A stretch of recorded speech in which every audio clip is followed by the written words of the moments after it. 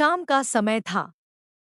पूरे घर में एक अजीब सी खामोशी फैली हुई थी।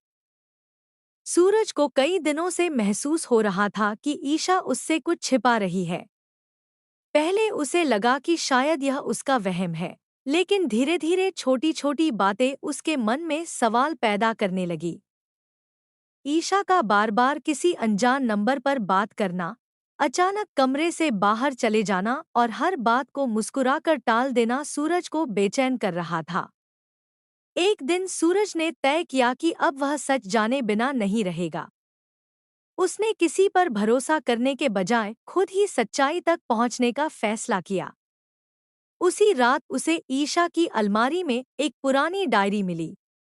डायरी के पहले पन्ने पर कुछ भी खास नहीं था, लेकिन जैसे जैसे उसने आगे पढ़ना शुरू किया, उसकी धड़कनें तेज होती चली गईं।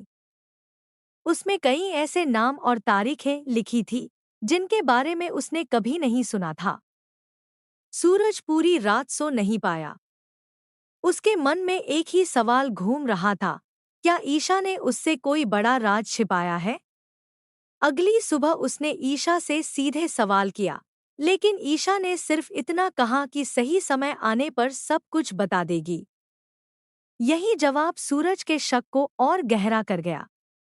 उधर घर के बाकी लोग भी महसूस करने लगे कि दोनों के बीच सब कुछ पहले जैसा नहीं रहा। छोटी छोटी बातों पर बहस होने लगी। हर दिन तनाव बढ़ता गया।